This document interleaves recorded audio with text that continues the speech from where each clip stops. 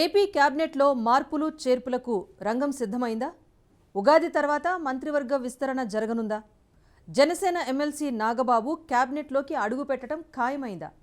పని చేయని మంత్రులకు డిమోషన్ ఉంటుందా? సమర్థులకు ప్రమోషన్లు ఇస్తారా? ఎవరి శాఖలుంటాయి, ఎవరి శాఖలు ఊడతాయి? What the story?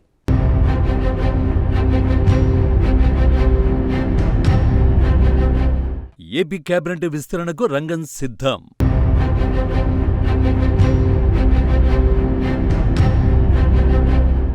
ఉగాది తర్వాత మంత్రివర్గంలో మార్పులు.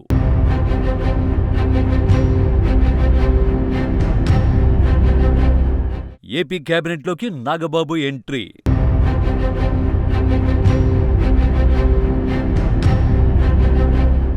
ఎప్పటినుంచో ఎదురుచూస్తున్న ఏపీ క్యాబినెట్ విస్తరణకు కూటమి ప్రభుత్వం సిద్ధమైంది. ఉగాది తర్వాత ఏపీ క్యాబినెట్లో మార్పులు చేర్పులు ఉండే అవకాశాలు ఉన్నాయని ప్రభుత్వ వర్గాలు అంటున్నాయి. ముఖ్యంగా జనసేన ఎమ్మెల్సీ నాగబాబు ఏపీ క్యాబినెట్లో ఎప్పుడు అడుగు పెడతారనే దానిపై రాజకీయ వర్గాల్లో పెద్ద చర్చ జరుగుతోంది. నాగబాబు విషయంలో కూటమి ఓ అంగీకారానికి రావడంతో ఆయనను క్యాబినెట్లోకి తీసుకోవడం ఖరారైపోయినట్లు తెలుస్తోంది.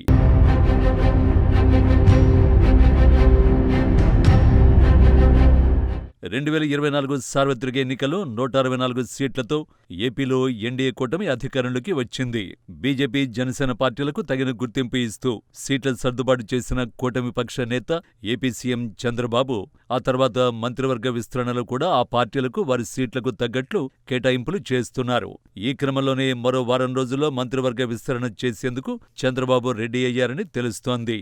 జనసేన ఎమ్మెల్సీ నాగబాబును మంత్రివర్గంలోకి తీసుకునేందుకు లైన్ క్లియర్ అయిందనే టాక్ వినిపిస్తోంది.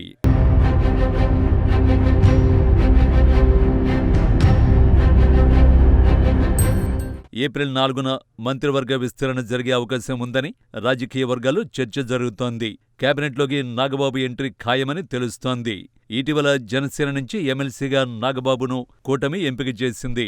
నాగబాబును క్యాబినెట్లోకి మార్చి నెలలో తీసుకుంటామని పవన్ కళ్యాణ్ గతంలో ప్రకటించారు. ప్రస్తుతం ఏపీ మంత్రివర్గంలో ఓ శాఖ ఖాళీగా ఉంది. ఇక నాగబాబును క్యాబినెట్లోకి తీసుకునే సమయంలో శాఖల్లో మార్పులు చేసే అవకాశం కనపడుతోంది. నాగబాబుకు 2 శాఖలు కేటాయించనున్నట్లు తెలుస్తోంది. ఆయనకు క్రీడా శాఖతో పాటుగా టూరిజం కూడా అప్పగించే అవకాశం ఉందని సమాచారం. కొత్త మంత్రి కావడంతో ఒత్తిడి తక్కువగా ఉండే శాఖల్ని ఆయనకు కేటాయించనున్నారట.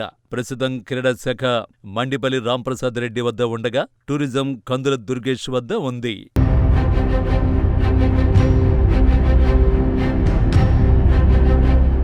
కొందరు మంత్రుల పనితీరుపై చంద్రబాబు సంతృప్తిగా లేరనే ప్రచారం జోరుగా సాగుతోంది. కాబట్టి కొందరు మంత్రులకు వారి పనితీరు ఆధారంగా డిమోషన్ ఉండే ఛాన్స్ కూడా లేకపోలేదు. అంతేకాదు ఆయా శాఖల్ని సమర్థవంతంగా నిర్వహించని వారికి శాఖల మార్పు కూడా ఉంటుందని తెలుస్తోంది. చూడాలి మరి జరగబోతున్న ఏపీ మంత్రివర్గ విస్తరణలో ఎవరి శాఖలు ఉంటాయో, ఎవరి శాఖలు పోతాయో.